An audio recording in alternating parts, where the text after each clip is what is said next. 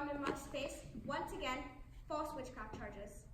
Elizabeth has lived a mostly solitary life. Her beloved husband left her too soon, and she never had her own family to begin with. She had lived with the Goodyear family, her foster family, all her life, and they also happened to be her main accusers, the reason for her stay in jail.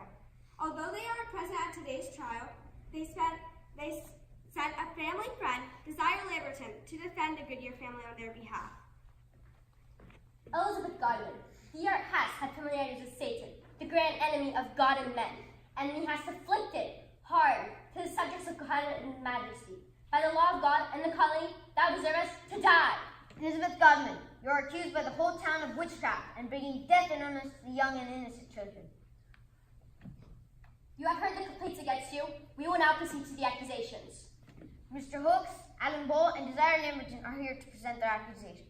A Catholic Godwin had inquired about has become bewitched. The cat ripped out the great post that was tied to and ran into the field where it destroyed the corn. My plantations are ruined. Godwin must pay for her evil actions.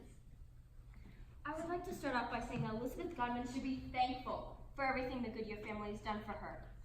I testified 2 years ago with my friend Hannah Goodyear against this sinner.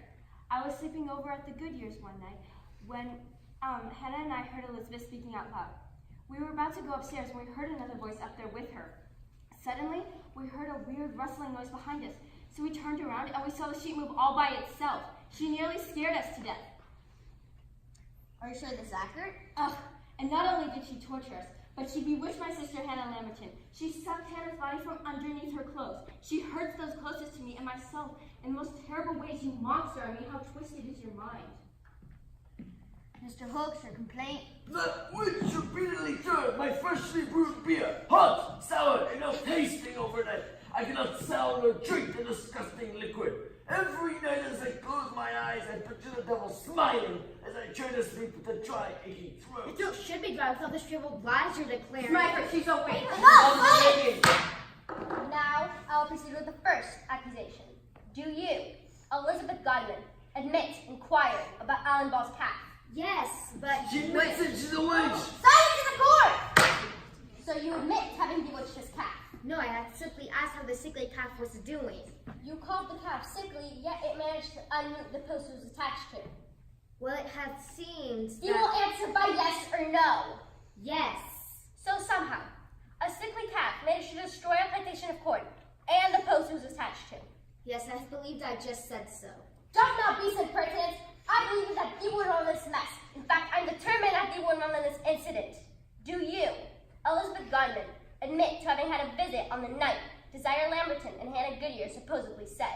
As I told the magistrate 2 years ago, yes I did. And as I told that gent 2 years ago, I cannot bid thee from who it is. The only person I wouldn't want to visit from is Satan or his followers. Do you admit to I have nothing to be ashamed of. I am a faithful widow who's been falsely accused. These charges are preposterous. I know thee realizes that. Spoken like a true devil, you sly, sinful creature. Thee tried to hide your character of the devil, but they cannot fool Jonathan Cornwin.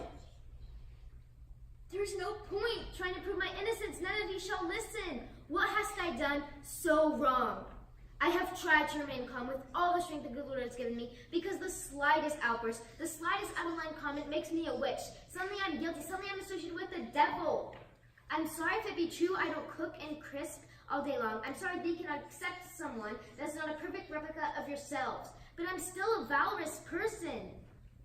I go to church like the rest of you. I say my prayers. I try my own most wonders to be a loyal and faithful citizen. Why can't my best be good enough?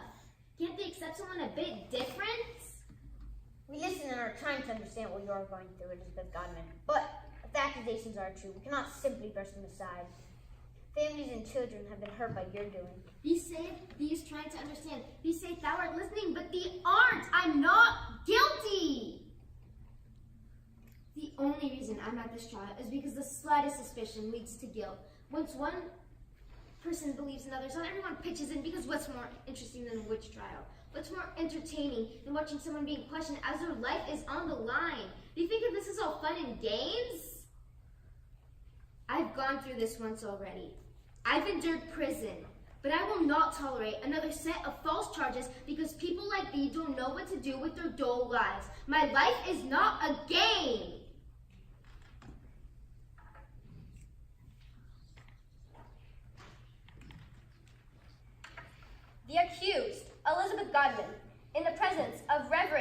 Davenport is hereby found guilty of performing and practicing witchcraft by creating a curse that caused her neighbors to fall sick. The Honorable Judge Jonathan Cornwin sentences the accused to pay a fine, the equivalent of 55 pounds from her property. Court adjourned.